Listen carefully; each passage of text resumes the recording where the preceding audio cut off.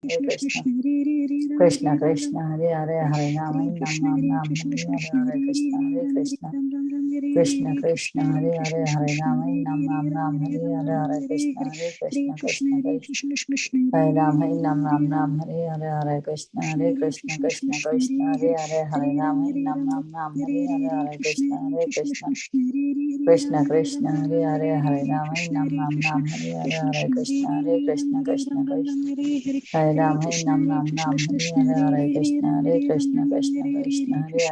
Krishna Krishna, Hare Hare, Hare Ram, Hare Nam Nam Nam, Hare Hare, Hare Krishna, Hare Krishna, Krishna Krishna, Hare Hare, Hare Ram, Hare Nam Nam Nam, Hare Krishna, Hare Krishna, Krishna Krishna, Hare Hare, Hare Ram, Hare Nam Nam Nam, Hare Hare, Hare Krishna, Hare Krishna, Krishna Krishna, Hare Hare, Hare Ram, Hare Nam Nam Nam, Hare Hare, Hare Krishna, Hare Krishna, Krishna Krishna, Hare Ram, Hare Nam Nam Nam, Hare Hare, Hare Krishna, Hare Krishna, Krishna Krishna, Hare Hare, Hare Ram, Hare Nam Nam Nam, Hare Krishna, Hare Krishna, Krishna Krishna, Hare Hare, Hare Ram, Hare Nam Nam Nam, Hare Hare, Hare Krishna, Hare Krishna, Krishna Krishna, Hare Hare, Hare Ram, Hare Nam Nam Nam, Hare Hare, Hare Krishna, Hare Krishna, Krishna Krishna, Hare Ram, Hare Nam Nam Nam, Hare Hare, Hare Krishna, Hare Krishna, Krishna Krishna, Hare Hare, Hare Ram, Hare Nam Nam Nam, Hare Krishna, Hare Krishna, Krishna Krishna, Hare Hare, Hare Ram, Hare Nam Nam Nam, Hare Hare, Hare Krishna, Hare Krishna, Krishna Krishna, Hare Hare, Hare Ram, Hare Nam Nam Nam, Hare Hare, Hare Krishna, Hare Krishna,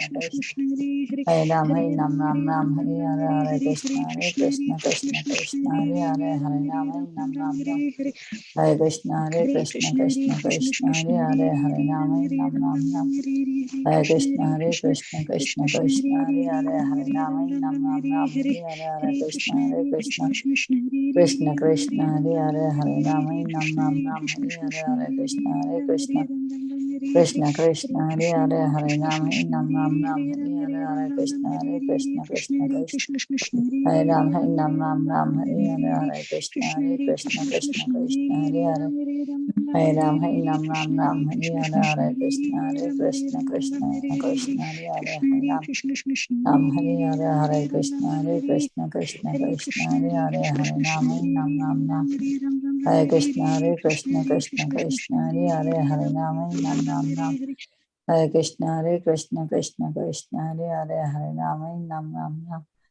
Hare Krishna, Hare Krishna, Krishna Krishna, Hare Hare, Hare Ram, Hare Nam Nam Nam, Hare Krishna, Hare Krishna, Krishna Krishna, Hare Hare, Hare Ram, Hare Nam Nam Nam, Hare Krishna, Hare Krishna, Krishna Krishna, Hare Hare, Hare Ram, Hare Nam Nam Nam, Hare Hare, Hare Krishna, Hare Krishna, Krishna Krishna, Hare Hare, Hare Ram, Hare Nam Nam Nam, Hare Hare, Hare Krishna, Hare Krishna, Krishna Krishna, Hare Ram, Hare Nam Nam Nam, Hare Hare, Hare Krishna, Hare Krishna, Krishna Krishna, Hare Hare, Hare Ram, Hare Nam Nam Nam, Hare Krishna, Hare Krishna, Krishna Krishna, Hare Hare, Hare Ram, Hare Nam Nam Nam, Hare Hare, Hare Krishna, Hare Krishna, Krishna Krishna, Hare Hare, Hare Ram, Hare Nam Nam Nam, Hare Hare, Hare Krishna, Hare Krishna, Krishna Krishna, Hare Hare, Hare Ram, Hare Nam Nam Nam, Hare Hare, Hare Krishna, Hare Krishna, Krishna Krishna, Hare Hare, Hare Ram, Hare Nam Nam Nam, Hare Hare, Hare Krishna, Hare Krishna, Krishna Krishna, Hare Ram, Hare Nam Nam Nam, Hare Hare, Hare Krishna, Hare Krishna, Krishna Krishna, Hare Hare, Hare Ram, Hare Nam Nam Nam, Hare Hare, Hare Krishna, Hare Krishna, Krishna Krishna, Hare Hare, Hare Ram, Hare Nam Nam Nam, Hare Krishna, Hare Krishna, Krishna Krishna, Hare Hare, Hare Ram, Hare Nam Nam Nam, Hare Hare, Hare Krishna, Hare Krishna, Krishna Krishna, Hare Hare, Hare Ram, Hare Nam Nam Nam, Hare Hare, Hare Krishna, Hare Krishna, Krishna Krishna, Hare Hare, Hare Ram, Hare Nam Nam Nam, Hare Hare, Hare Krishna, Hare Krishna, Krishna Krishna, Hare Hare, Hare Ram, Hare Nam Nam Nam, Hare Hare, Hare Krishna, Hare Krishna, Krishna Krishna, Hare Hare, Hare Ram, Hare Nam Nam Nam, Hare Hare, Hare Krishna, Hare Hare Krishna, Krishna, Krishna Vancha Krishna, Hare Hare. Kalpatarubhyasya Kripa Sindhubhyev cha Patitanam Pavanebhyo Vaishnavebhyo Namo Namah. Ananta Koti Vaishnav Vrinda ki jai. Srila Prabhupada ki jai. Thank you so much everyone for joining and chanting so beautifully. Hare Krishna, may I know who all joined this morning?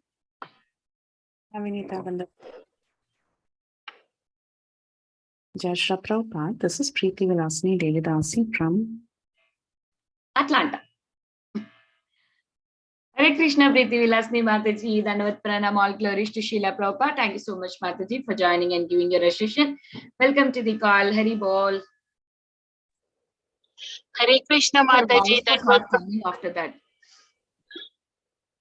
Yeah, Neetu Mataji, please go ahead. Hare Krishna Mataji, Dandavat Pranam, all glories to Srila Prabhupada. This is Neetu from Baltimore. Hare Krishna, Neetu Mataji, Dandavat Pranam, all glories to Srila Prabhupada. Thank you so much, Mataji, for joining and giving your association. Welcome to the call. Hare Krishna. Hare Krishna, is there anybody who would like to introduce themselves? Hare Krishna Mataji, Dandavat Pranam, so glories to Srila Prabhupada, Guru Maharajas and all the assembled Vaishnavas. This is Kirtida Sundridasi.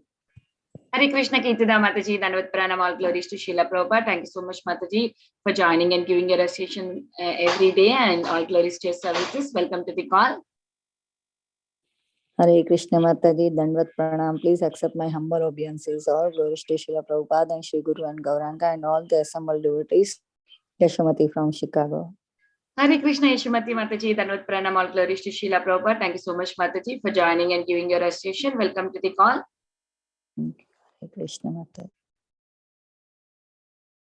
Hare Krishna, is there anybody who would like to introduce themselves?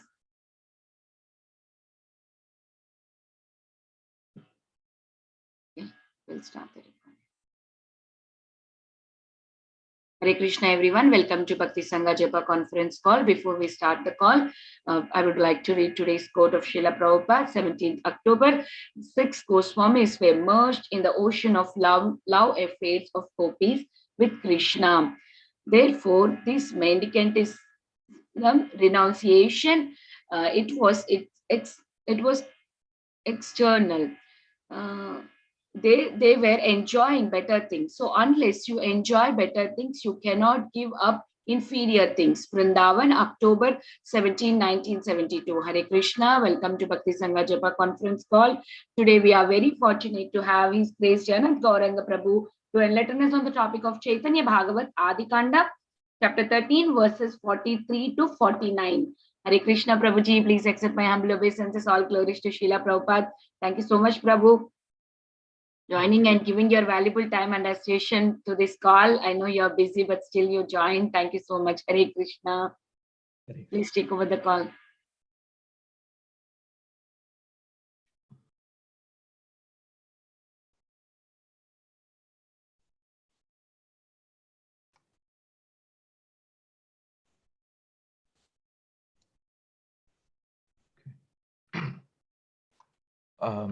Thank you, Mataji. Are you able to see the presentation and able to hear me as well? Yes, Prabhuji. Okay. Thank you again for this opportunity to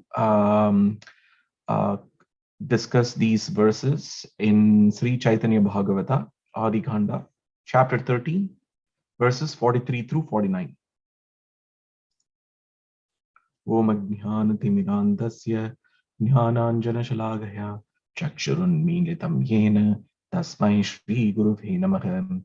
Shri Chaitanya Manobhishtam Sthapitam Yena Bhutale Swayam Rupa Kadamaiham Dadati Swapadantikam Bande Aham Shri Guru Shri Yuta Padakamalam Shri Gurun Vaishnavamscha Shri Rupam Sagrajatam Sahagana Raghunathan Vitam Tam Sajivam Sadvaitam Savadutam Parijana Sahitam Krishna Chaitanya Devam Shri Radha Krishna Padan Sahagana Lalita Shri Vishaka Vitamscham Namo Om Vishnu Padaya Krishna Presthaya Bhutale Srimate Jaya Pataka Swaminiti Namine Namacharya Padaya Nitai Kripa Pradayane Gaurakatha Dhamadhaya Nagragramatarine Namo Om Vishnu Padaya Krishna Presthaya Bhutale Srimate Bhakti Vedanta Swaminiti Namine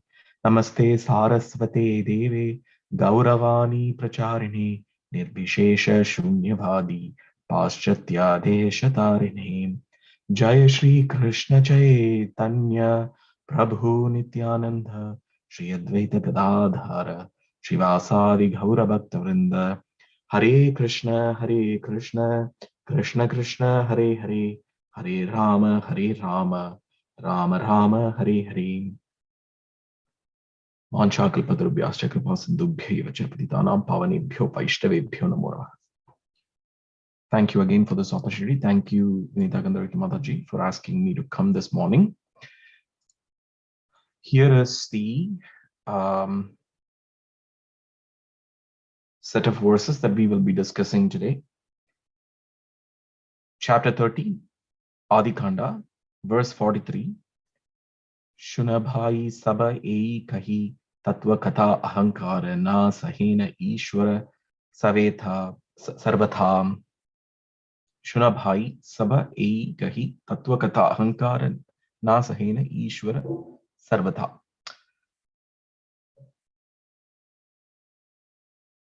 So I guess I'm missing the translation for 43.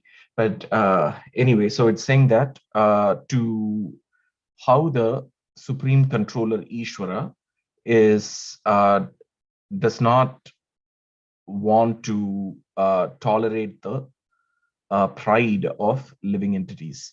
Whenever the Lord sees someone proud of someone's personal quality, he certainly removes the cause of that pride. The nature of both the tree laden with fruit and the man decorated with good qualities is that they bow down with humility. Verse 46, you must have heard of the great Digvijayis of the past like Haihaya, Nahusha, Vena, Bana, Naraka, and Ravana. Try to think whose pride was not smashed. The Supreme Lord never tolerates anyone's false ego. Therefore, you will see this Digvijayi's scholastic pride vanquished here in Navadvip. After saying this, Nimai smiled. Then in the evening, he took his students to the banks of the Ganges. So we will discuss through verse 49. The main subject matter that we are going to be discussing today is about the false pride. The false pride, which is, in a sense, you can talk about the lack of humility. And we can see the depth to which Vrindavan Das Thakur, who is the writer of the Srimad Caitanya Bhagavata, has explored in these six or seven verses. Like when he has mentioned about Nahusha, Vena, Bana, Naraka, Ramana, all of them, there is an in-depth analysis of like why he has mentioned these names. And we will talk about that and talk about the references. It's even though he's talking here with reference to Chaitanya Mahaprabhu, in the Bhagavatam, we will talk about different references, how Vrindavan Das Thakur has made these seven, has explained these seven verses. They have a very strong basis from the Srimad Bhagavatam. So the subject matter of this morning's discussion is about false pride. So the three kinds of false pride, that is what we'll start with that. Like, what are the three kinds of false pride that is being described in the Bhagavatam? In Canto 3, Chapter 1, verse 43, the context is Vidura is asking questions here. Nunam Ripanam Tri Madotpathana. Mother, this word mother here means pride. That's the three kinds of pride is being described in this verse. 3.1.43. And in the purport, Prabhupada tells what are the three kinds. Okay, Nunam Ripanam Tri Madotpathana. Okay, Madotpatanam refers to the three kinds of false pride. And what are the three kinds of false pride that Vidura states here is wealth, education, and followers. And we can actually see this very closely. So these three also very closely associated with Chaitanya Mahaprabhu, what he says in his Sikshashtakam. Na dhanam, na janam, na sundarin, kavitamba. These three of these are stated in that as well. So, and they were constantly agitated by the earth, by the movement. So here, it describes about the three kinds of false pride. So this is how the introduction is being done here by Vidura through his questions. And the picture here just shows after this conversation, Nimai Pandit is going to take his students to the banks of the river Ganga. And here is sitting Keshava Kashmiri. And Chaitanya Mahaprabhu is, as Nimai Pandit, is going to have the conversation with Keshava Kashmiri, and all his students are behind him. So let's take, I'll do the different examples with which are being described here in the Caitanya Bhagavata, but they may not be in the same order. So I'm going to first start with King Vena. Okay, King Vena, as started by Krishna himself. So in Bhagavad Gita, Krishna says that there is, so this is there in the purport of this verse, 4.14.28. So as stated by Krishna in the Bhagavad Gita, there is no truth superior to him. And King Vena was imitating the Supreme Personality of Godhead, and was also speaking of out of false pride, presenting himself as the Supreme Lord. So all the characteristics of the demoniac person were present in the personality of Vena. So Vrindavan Das Thakur, when he's explaining these, when he's taking these examples like King Vena, they are carefully derived from Srimad Bhagavatam and from other scriptures. And here, the false pride of King Vena is described in the Srimad Bhagavatam. So that means, like, Vrindavan Das Thakur is not picking these examples out of some nowhere. It is there in the Srimad Bhagavatam, and he's taking that as an example in the Caitanya Bhagavata. So that King Vena was imitating the Supreme Personality of Godhead. He was speaking out of false pride, and he was presenting himself as a Supreme Lord. So these are all, so this tells you that these are the characteristics of a demoniac person. There is one more such citation about King Vena. We'll talk about that as well. And the picture here just talks about later when Keshava Kashmiri, after the debate with Mahaprabhu, when he's sleeping, Saraswati Devi will come in his dream and explain to him the identity of Nimai Pandit by saying Sakshet Krishnam Gauranga Pandita. You might be thinking that this is some kind of Arya Janina, as you civilized person, Arya Janina, Sakshat Krishnam Gauranga. So Kim Kuru Janardani, whoever was Janardana, it's the same person as Lord Chaitanya Mahaprabhu here. It's appearing a little out of context here, but the picture is, but this is Keshava Kashmiri in his sleep that night. So the next citation, which I want to talk about, false pride, talks about the denizens of Atala.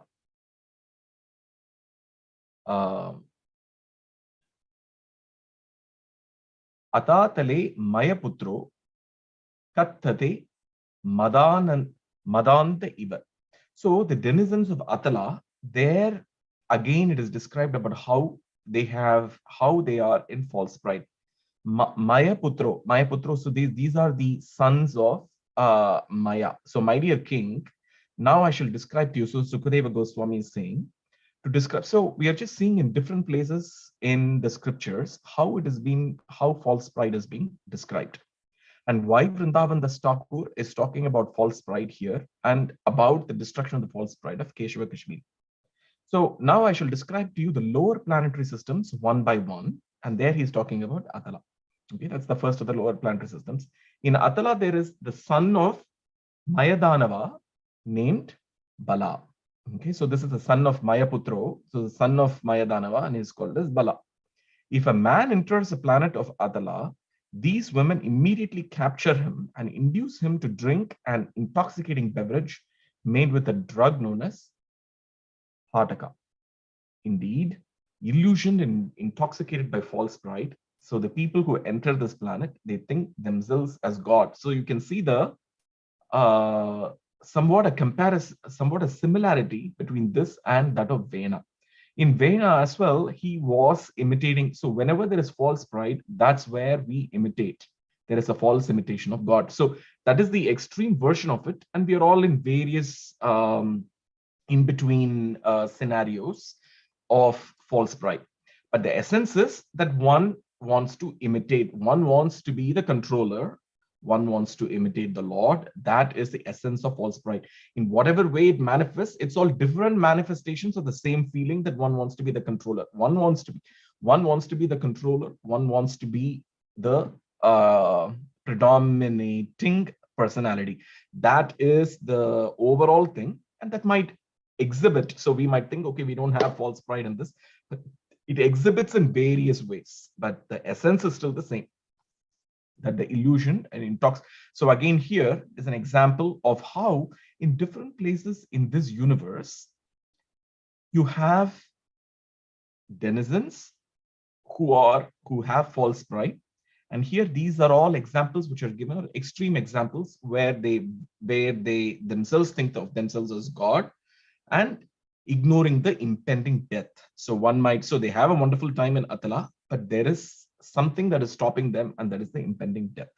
The death is surely coming, and that's a check on the people here in Atala. So we spoke about King Vena because it was mentioned here in the translations here in Caitanya Bhagavata. Now we are also talking about how false pride is there in different planetary systems, not just Bhumandala, but it is also there in different planetary systems, even the lower planetary systems. An example is taken here is Atala. And because it's clearly mentioned in the Bhagavatam, Madanda means false pride. So false pride is there for denizens in the lower planetary system, example of which is Atala. Let's go to the next next analysis of this.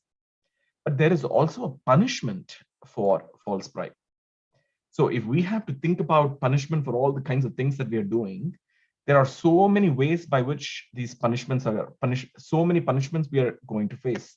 So, but here there is, for false prestige, the word that is used here is Atma Sambhavanena. Atma Sambhavanena. So this means this is by false prestige. Okay, the translation that Prabhupada is using here is by false prestige. And what is the punishment for that? Mritva, the people who are dead, who have given up this body, Kshara Kardame, that is the name of that Patala Loka, the name of the planet under the jurisdiction of Lord Yama, called Kshara Kardama. So that is a planet in which they're taken unpunished.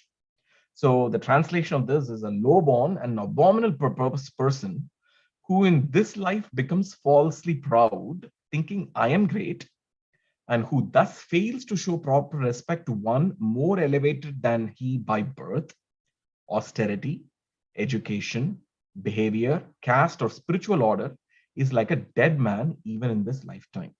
And after death, he is thrown head first into the hell known as Sharakardama. There he must suffer great tribulation in the hands of the agents of Yamaraj. The Bhagavatam doesn't describe anything more about this. One should not become the perpetuist. One should not become falsely proud. One must be respectful towards the person more elevated than by birth, education, behavior. So it's pretty much the same thing is stated here. If one does not show respect to such highly elevated persons, but indulges in false pride, he receives punishment in Ksharakardama. So it might. So the thing is, like, we shouldn't take these verses that Vrindavan Das Thakur said. Why is there like 7 verses on just this false pride? Because the Bhagavatam deals with this in various ways. In pretty much any place you take in the Bhagavatam, there are various instances where false pride is being dealt with. And in fact, there is a planet under the jurisdiction of Lord Yama. And here is Lord Yama. Okay, so under his jurisdiction called Charakardama, where the denizens with false prestige are being punished. So it's not just by free will that we have given up, that one has given up the service to Krishna and taken up the service of the material of the Mahamaya, but there is also a punishment associated with this false prestige. So we don't take things very lightly. So even the reason why, so that means that we do need to take up this Krishna consciousness more seriously, because the amount of mistakes that we do in this planet, in this lifetime, is so much that the karma, that the effects of all our activities are going to be quite a bit. So the Chaitanya Charitamrita says that there is a necessity to free ourselves from this false pride. So this is covered in Madhya Leela 19.170, 19th chapter, 170th verse. Sarvopadi vinirmuktam. So it tells you why we need to move away from this false pride. Tat paratvena nirmalam. Here are many who like to chant Hare Krishna mantra. So this is something which Bhaktisiddhanta Saraswati Thakur has elaborated in his commentary. And there he says and that is cited by Prabhupada in his purport to this verse, Chaitanya Charitamrita, Madhya Leela 19.170. There are many who like to chant the Hare Krishna Mahamantra in a silent, solitary place. But if one is not interested in preaching, talking constantly to the non-devotees, the influences of the modes of nature is very difficult to surpass. So that means both need to go simultaneously. We need to keep doing the preaching part. And so sitting in a silent place, solitary place, that will build false pride. That's what is being stated here. We need to make some improvement in the preaching that we do and move forward and just not keep this to ourselves. And that will in turn give false pride. And we will think of ourselves as superior to others, devotees or not. Therefore, unless one is extremely advanced in Krishna consciousness, one should not imitate Haridas Thakur, who had no other business other than chanting the holy name always, 24 hours a day. So there are examples in the scriptures where the activities of great personalities, where they have sat in a single place and continuously chanted. But that kind of an example is like that of Haridas Thakur. And here, Prabhupada is saying that in the purport of this verse, Chaitanya Charitamrita, Madhya Leela, 19.170, that we should not try to imitate Haridas Thakur. We should not try to imitate Haridas Thakur, because Haridas Thakur, he can chant all day without any build of false pride. So Prahlad Maharaj does not condemn such a process. He accepts it, but without active service to the Lord, simply by such methods, one generally cannot attain liberation. So there has to be active service. One cannot attain liberation simply by false pride. So that means like all of our devotional activities, our chanting and so on, we have to be very careful in this process, because the devotional creeper, so many weeds can come and hold on to it and spoil the process. So we listen carefully from our mentors. What is it that we need to do? We listen carefully from our associates, and be in the association of devotees. And what this is saying is, even somebody who is chanting the names of Krishna all the time, it is still dangerous, because false pride can come and hold to them. What to speak of those who are not chanting? Those who are constantly chanting, even they have to be careful. They have to be careful, because this kind of false pride will come and stick and say, okay, I am chanting so many times, and here these are non-devotees, or these are non-devotees, and I am in a sense superior to them because that is false pride. Chanting is supposed to take away this false pride and not do the opposite. Same thing is stated here. Amanina manadena, without expecting any respect. So in two ways it is covered. One is without expecting any respect is a sense of not having false pride. In the same way, being humble is the opposite of false pride. Both are being referred to in the same verse.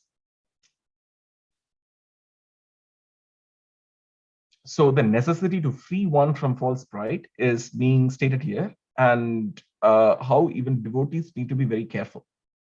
And only in that mode where one does not have a false pride, one is even able to chant Kirtani Yasada Harihi. So this is an example of false pride. I took this incident because there are so many instances here where false pride is being discussed in the Bhagavatam. I just took only one verse here to start with. Shakra Darpa Jigamsaya. So, sorry for the spelling here, it's false pride. So this is Indra. Okay. Shakra is in Indra. Darpa means he's negating Jigamsaya. So that is the false pride. Okay. The false pride of Indra is what Krishna is referring to here in 10.14.20.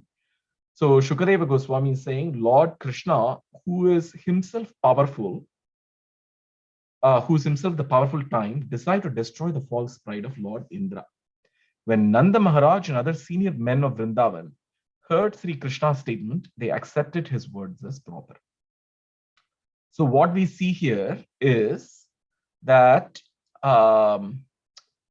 Krishna is saying that he desired to destroy. So we see the similarity between this incident and the incident that is mentioned here between Nimai Pandit and Digvijay Pandit. So Digvijay Pandit is also here. Chaitanya Mahaprabhu is making the decision that he's going to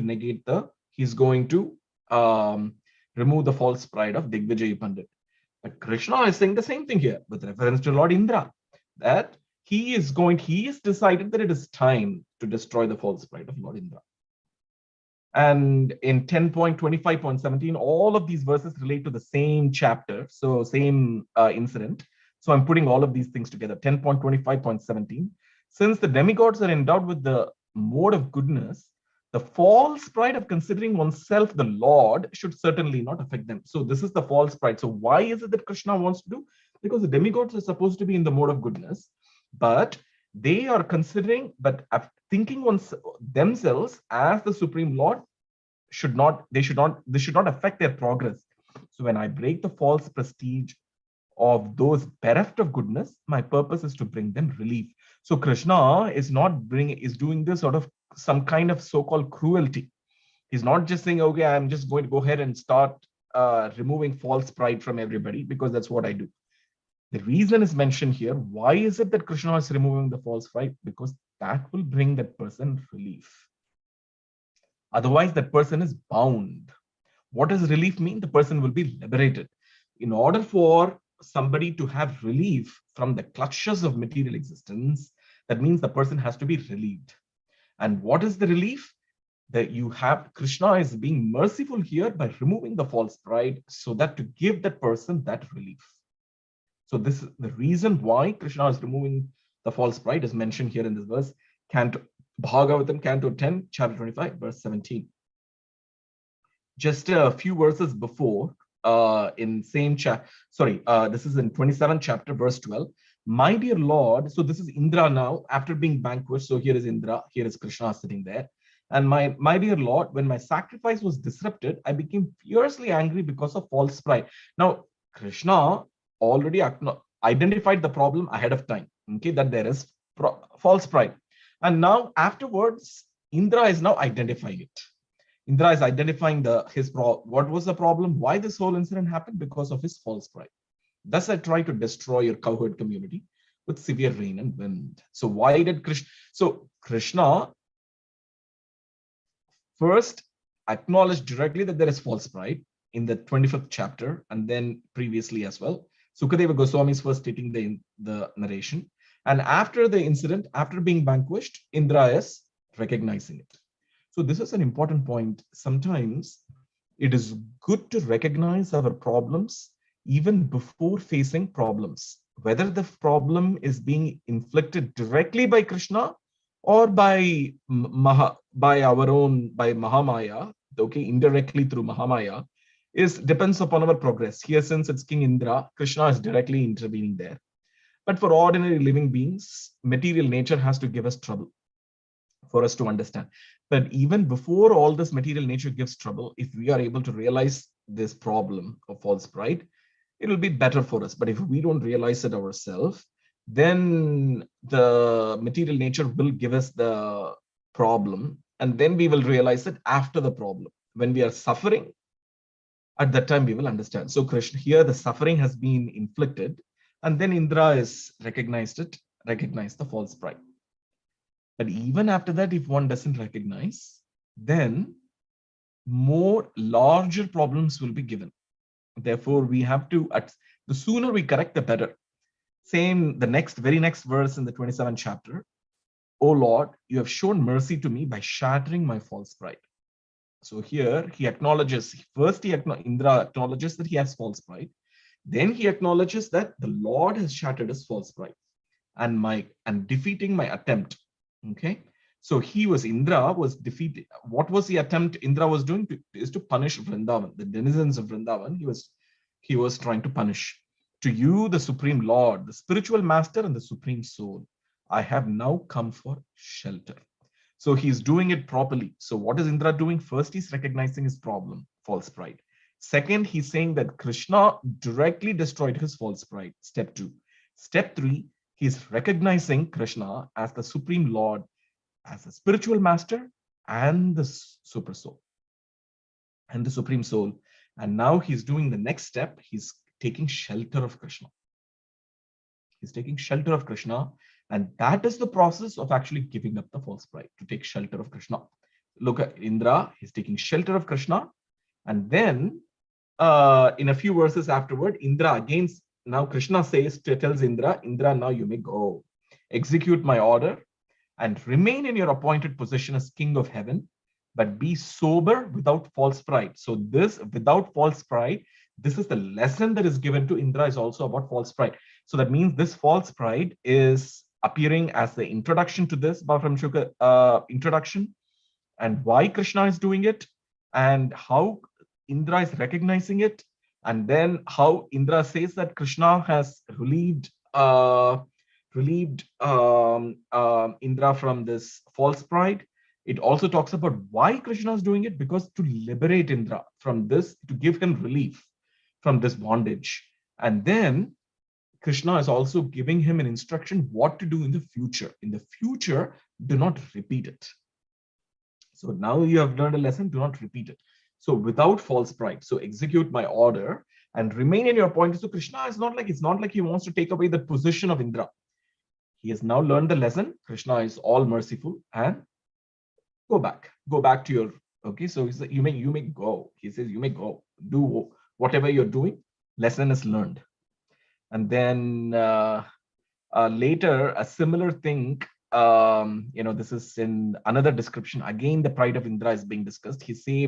Krishna saved the cows and the cowherds from a forest fire and subdued the serpent Kaliya. And then he removed the Lord Indra's false pride. Again, it has been discussed. This is like a summary.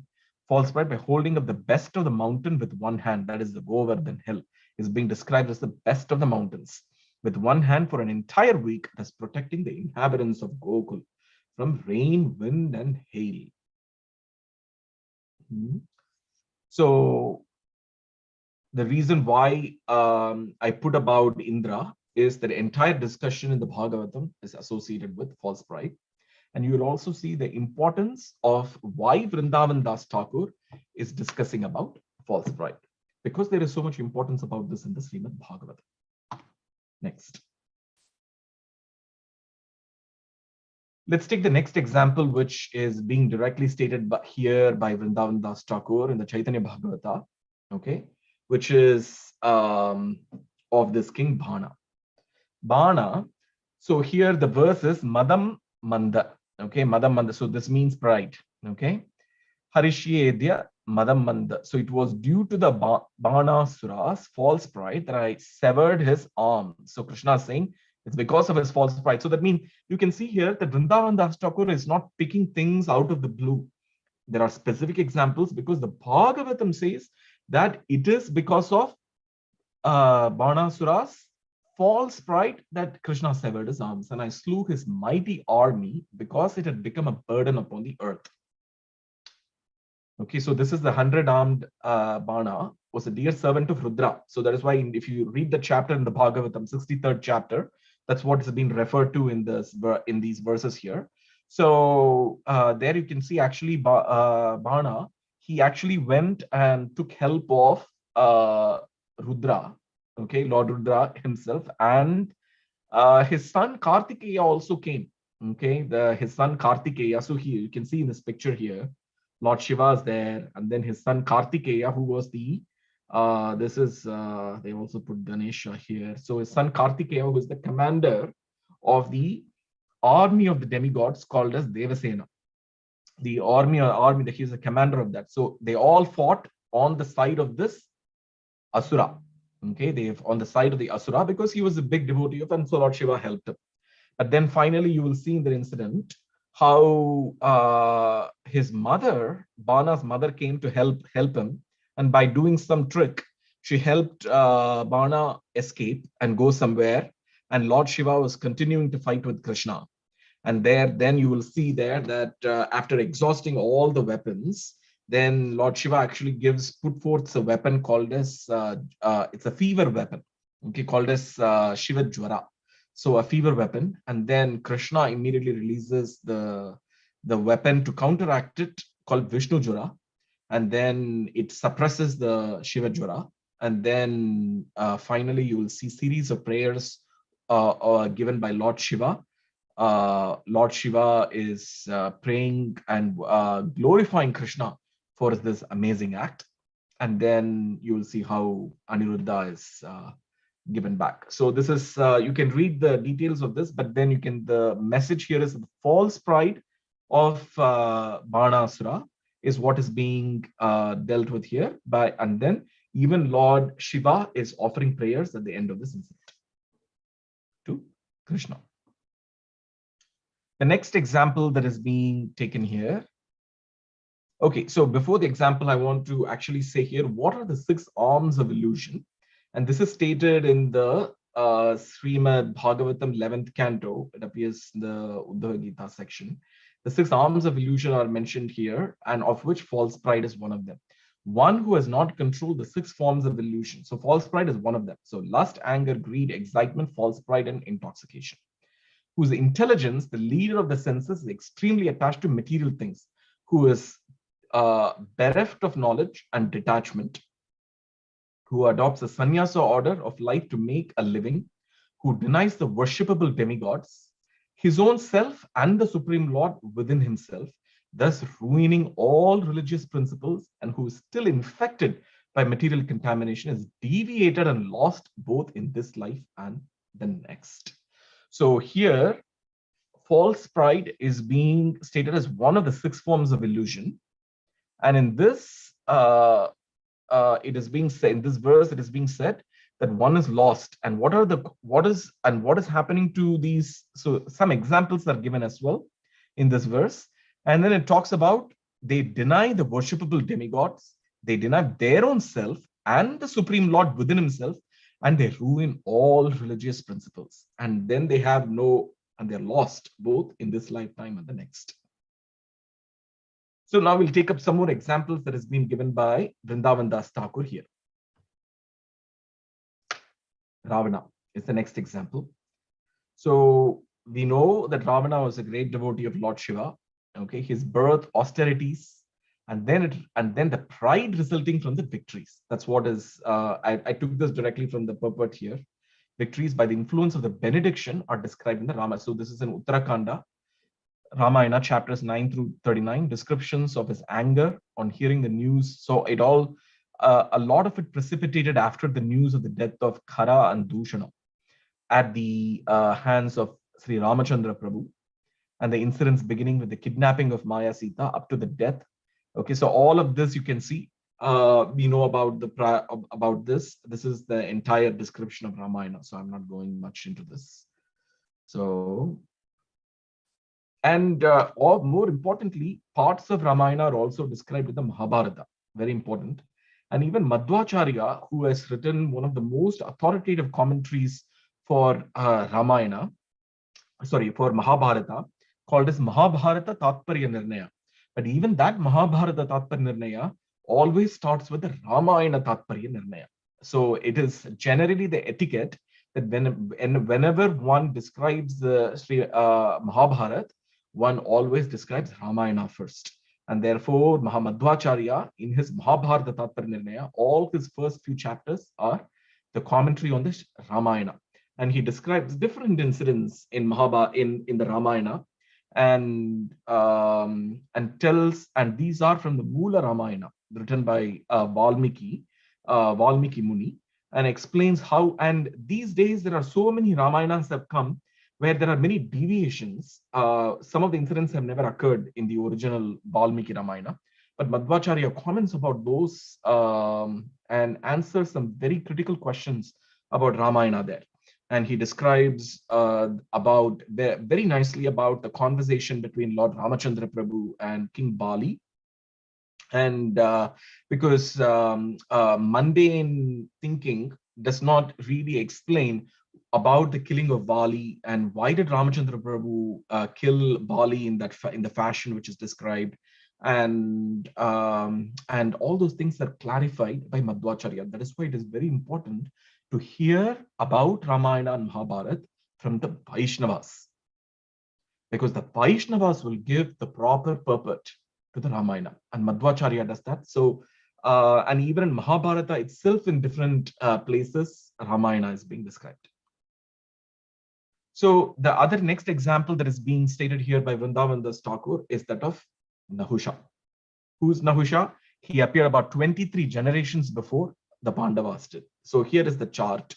So I've just marked a few of those. Here is Nahusha's father, okay, called as Ayush.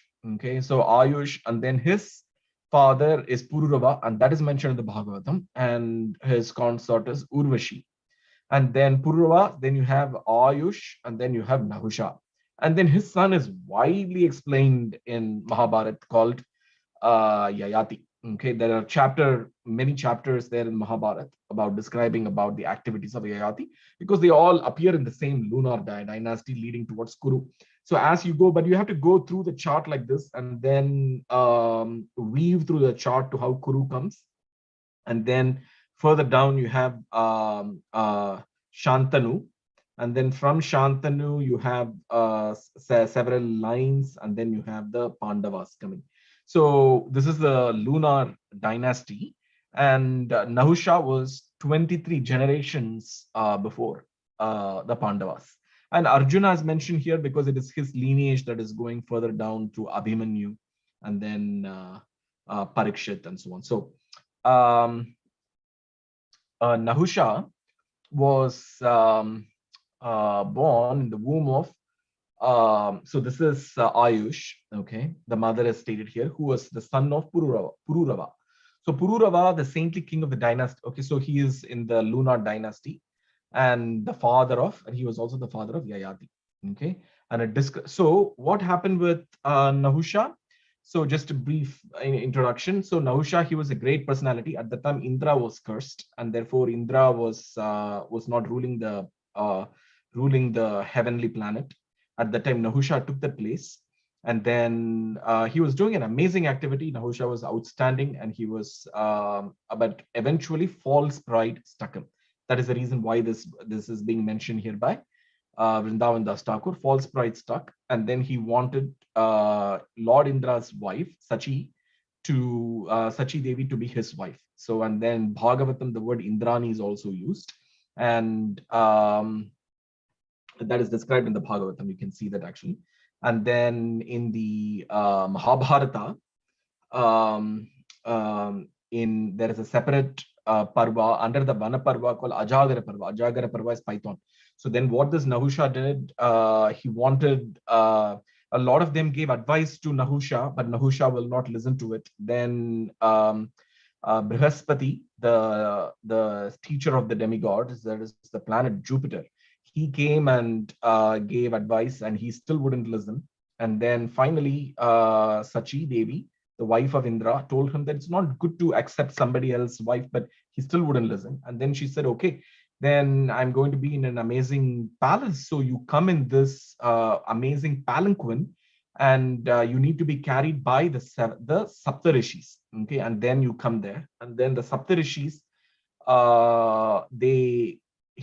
he had the audacity to order the Saptarishis to carry him.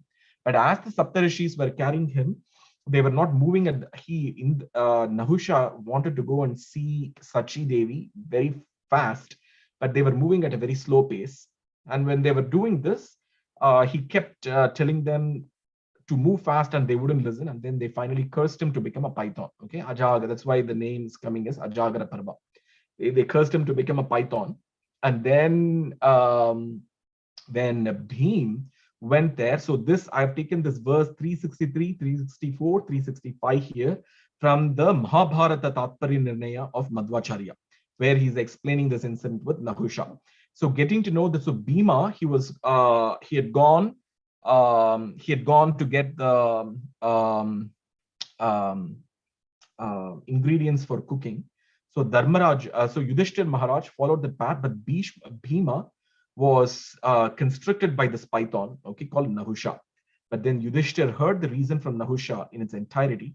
Out of affection for his brother, he answered. So Nahusha had a lot of questions to him about the nature of the soul and the Lord. And immediately after that, Nahusha rose back to the spiritual, to the Swarga, to the heaven. So as there, and then, so Nahusha is one of their forefathers, and he left to Swarga in an aeroplane. Yudhishthir Maharaj and Bhima returned back to their ashrama. So this is like a few verses in the Mahabharata Tatparya Nirnaya of Madhvacharya, where he explains about Nahusha. So, and then I'm going to probably the last incident, last mention of false pride here. And this is Kartavirya Arjuna. Okay. So this is mentioned in the Bhagavatam. There are several verses for this. So he's the best of the Kshatriya. So this is what is mentioned in this verse as the Haihaya. So he is the king of Kartavirya Arjuna. He received 1,000 arms by worshipping Dattatreya. And Dattatreya is one of the expansions of the Lord of Lord Narayana. He also became undefeatable by the enemies and received unobstructed sensory power, beauty, influence, strength, fame, mystic power, and all kinds of yogic powers like Anima, Laghima. Okay, he can become very small, he can become big, he can just escape into the thin air. He roamed all over the universe just like wind, using these Ashtasiddhi. And then he became very proud. And what did Kartavirya Arjuna do? He thought, this is Lord Parashurama, okay?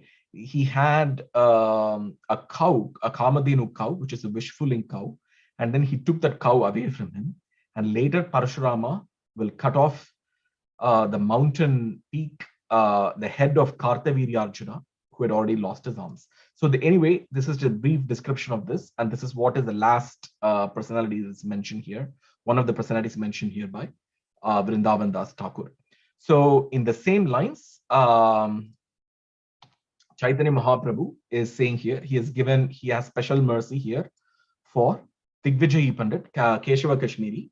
And we will see later at the end of this chapter how this Keshava Kashmiri will then give up his false pride. And then Mahaprabhu will also instruct him about the Chatushloki Bhagavatam. And then Keshava Kashmiri will go to Vrindavan, and then he will become a devoted servant of Krishna under the Nimbarka Sampradaya. Under the Nimbarka Sampradaya, and after giving up the false pride. So we have discussed this over around 45 minutes now, and we'll open this for discussion now. And thank you very much. Again, I really appreciate for having me here speak about these verses. Vancha kalpatarubhyascha kripa sindhubhyacha patitanam bhavanebhyo vaishnavebhyo namo namah. Thank you so much. Thank you, Vinita Vandavita Mataji. Hare Krishna, Prabhuji, Dandavat Pranam, so glories to Srila Prabhupada. Beautiful session, Prabhu, and I really like, how you picked up each and every word in Caitanya Bhagavata that Vrindavan Das Thakur was describing about King Vena, King Nahusha, and how you beautifully, took up the references from various scriptures and, you brought forward. So in this last slide, actually, it's opened. And you said the best of the Kshatriyas, Kartavirya Arjun, the king of Hayayas. So Hayas is a kind of a proper, tribe, or what it is actually, Prabhuji, if you can explain that. It's a kingdom. It's a kingdom. It's a kingdom. And like why are specifically known as Hayas? And I haven't understood this. So if you can. So this is actually a very detailed chapter in the Bhagavatam. Yeah, it is, yes. So if we look into that chapter, it will give you the description of the description. There are about 20 verses are there. 20, Yes. So basically, it's a kind of a tribe. They are known as Hayas, just like Kshatriyas and maybe yes. Okay. Yeah. But thank you, Prabhu. Thank you. I really like your class, the way you brought forward and the importance of false pride and that's what's the destination, going to the hellish planet. Very wonderful, well presented class, Prabhu. Thank you so much. Hare Krishna, Dandavat Pranams. Hare Krishna, Prabhu. Thank you so much for such a beautiful class. And as Kirtida Mataji said, it was such a nice, well-researched presentation, bringing about the beautiful verses of Bhagavatam and discussing the words of Krishnadas Kaviraj Goswami in so much depth. 2-3 things that I really liked is, one is how Krishna tells Indra that I'm removing this false pride of yours to give you some relief. I was just meditating on that point. That is so true.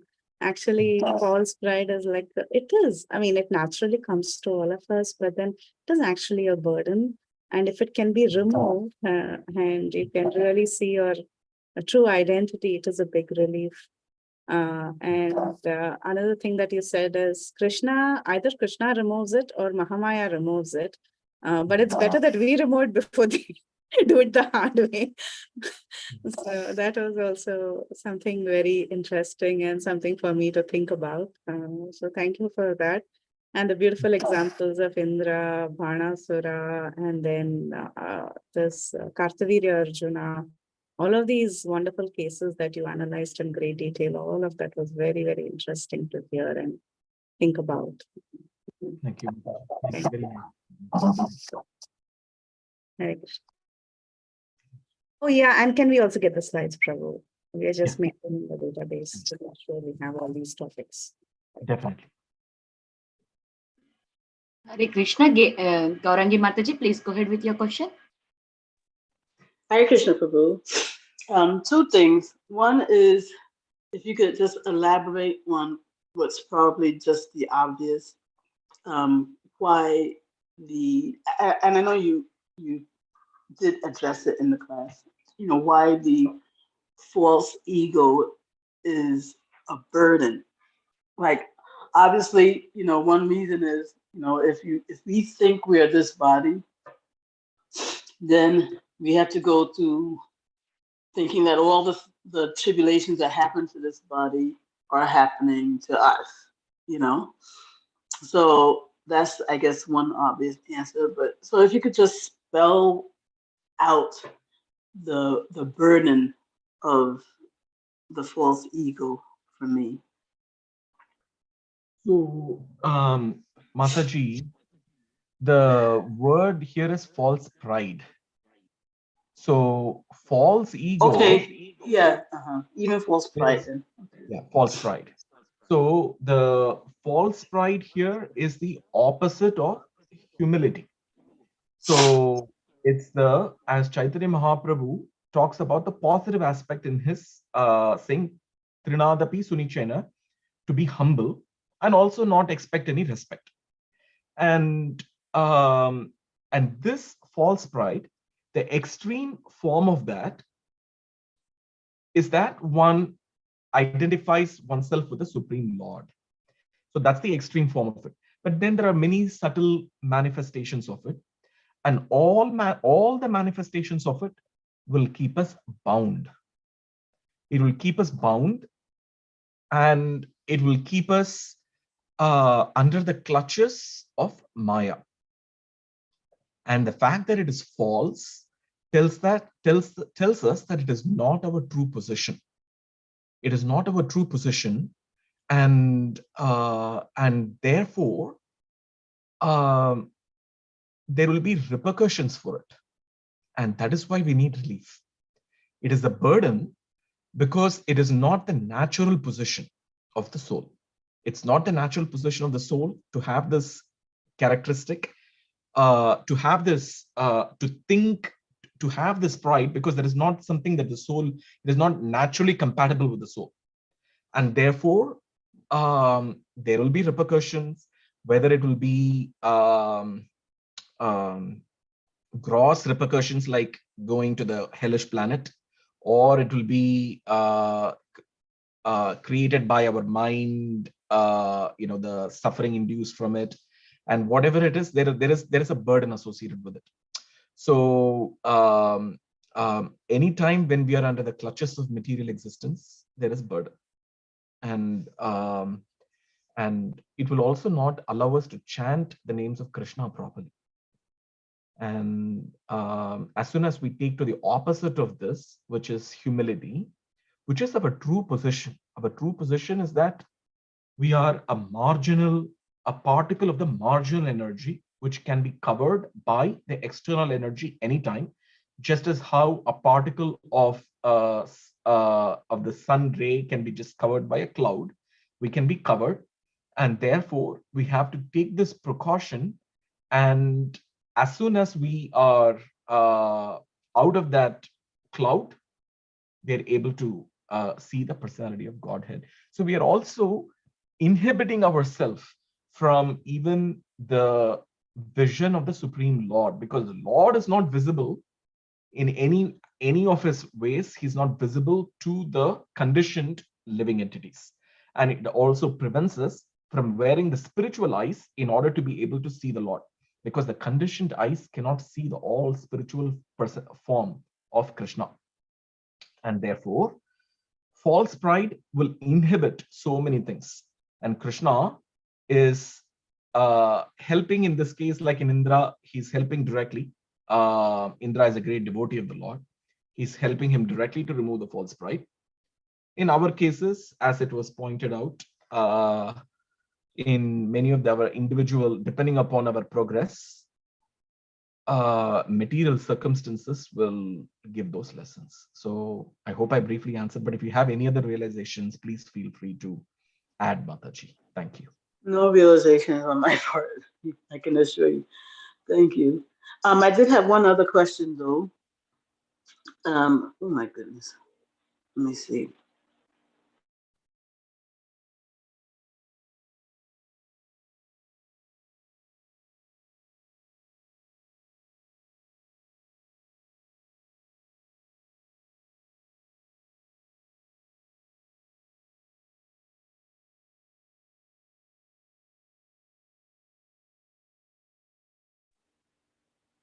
I'm sorry, Prabhu. Can you hear me? No, Yeah. I cannot. No. You're Now able to we hear? could hear you, but we could not hear your question. Yeah. I'm sorry. I got a call came in between, and I didn't know how to maneuver properly.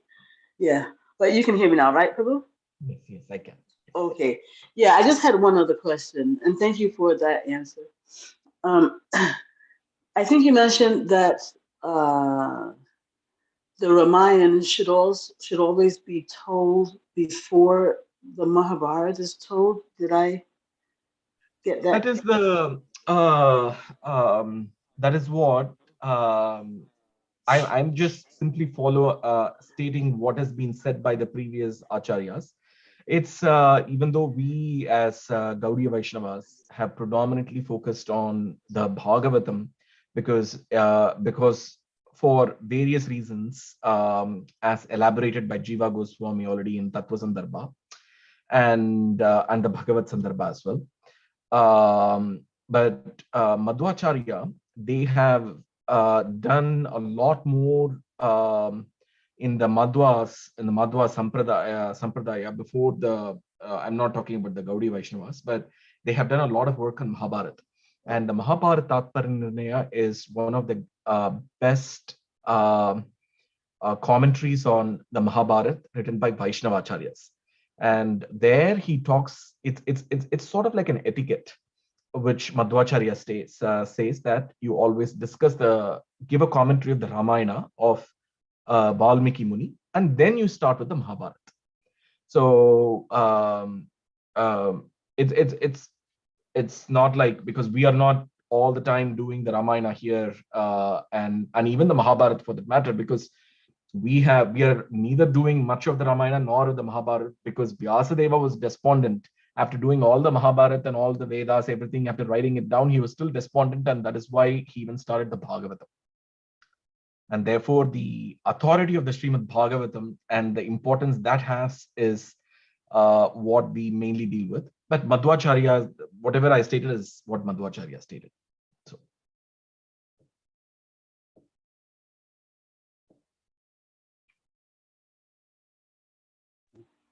I'm sorry, Prabhu, but we don't know why Madhvacharya says that this should be the order. It has been a practice in those. I mean, Madhvacharya wrote that in about 1200 AD, the Mahabharata Tatparinirnaya, but it starts with the Ramayana Tatparinirnaya, and but it's sort of been a practice those days. But I think it's just a technical point, Mataji. So these days there is probably not much time even to Mahabharata itself is 96,000 verses. Ramayana is another 24,000 verses. So Madhvacharya could do that in 1200 AD, but right now it's just become a technicality, I guess. So I wouldn't give much importance to what I just said now, probably. So yeah, especially since we're probably supposed to focus on Bhagavatam, Gita, Bhagavatam. Bhagavatam before trying to do these others, right?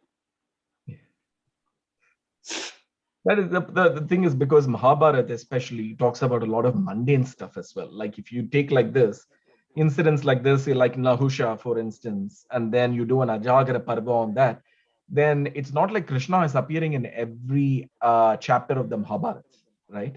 That is why the Gaudiya Jiva Goswami has said in his Bhagavat Sandarbha, in his, let's say Tattva Sandarbha and so on, that why the Bhagavatam is the supreme scripture.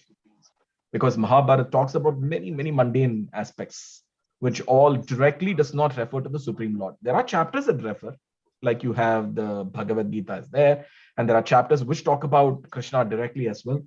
But it gets covered in all the mundane things. But the Bhagavatam is not like that. Every aspect of the Bhagavatam talks about the Lord and his devotees. Okay, thank you so much, Prabhu. Thank you, Hare Krishna. Hare Krishna. Is there anybody having any more questions, realizations?